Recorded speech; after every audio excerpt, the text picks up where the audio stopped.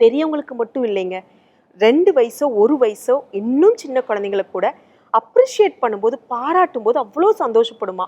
நம்ம என்ன சொல்றோம், கீழே சிந்திட்ட பார், சாப்பிடவே தெரியல உனக்கு, அம்மா எவ்வளோ கஷ்டப்பட்டு செஞ்சேன், இப்படி சாப்பாட்டை வீண் பண்ணியிருக்க, சாப்பிட போறியா இல்லையா. அதுக்கடுத்து சில அம்மாக்கள் வாயில பேச மாட்டாங்க, மனசுக்குள்ள அந்த குழந்தை ஏன் சாப்பிடல, நான் இவ்வளோ கஷ்டப்பட்டு கொடுத்தனே, காலையிலயும் சாப்பிடல, மத்தியானம் ஒழுங்கா சாப்பிடல, அப்படிங்கிற உங்களுக்குள்ள இருக்கிற அந்த ஒரு வருத்தம், அந்த கவலை அந்த குழந்தையை இன்னும் சாப்பிட அந்த குழந்தைய அது தூண்டாது.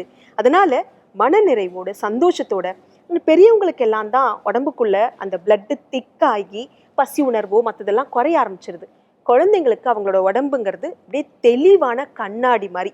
எப்போ பசிக்கணும், எப்போ தூங்கணும், எப்போ என்ன வேலை செய்யணுங்கிறது அவங்களுக்கு ரொம்ப தெளிவாக தெரியும். பசிக்கிற குழந்தை கண்டிப்பாக சாப்பிடுவாங்க.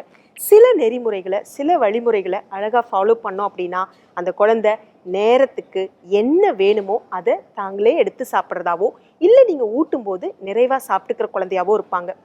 ஃபோர்ஸ் பண்ணி மட்டும் கட்டாயப்படுத்தியோ அவங்கள கவனச்சிதறல்கள் கொண்டு வந்து ஆரம்ப காலத்திலிருந்தே ஊட்ட ஆரம்பிச்சிட்டிங்க, சாப்பிட வைக்க ஆரம்பிச்சிட்டிங்கன்னா அது மாறுறது ரொம்ப ரொம்ப கஷ்டமாக இருக்குது. அதனால் சாப்பிட வைக்கிற முறையில் நீங்கள் ஒரு 6வது மாதத்தில் ஆரம்பிக்கிறீங்கன்னா, முதல்ல 6வது மாதத்துலேருந்தே நீங்கள் கொஞ்சம் ஒரு 10 வழிமுறைகளை சொல்லுவோம். ஒரே நேரத்துக்கு உட்காந்து சாப்பிட வைக்கிறது, ஒரே இடத்துல உட்காந்து சாப்பிட வைக்கிறது, அந்த சாப்பிட்றதுக்கு முன்னாடி பாராட்டுறது, சாப்பிட்றதுக்கு பின்னாடி பாராட்டுறது, அந்த பசி உணர்வு நல்ல பசி இருக்கா அப்படிங்கிறது.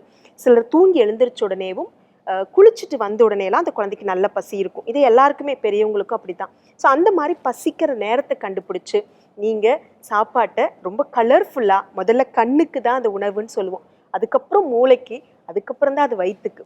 பெரியவங்களுக்கும் அப்படித்தான்.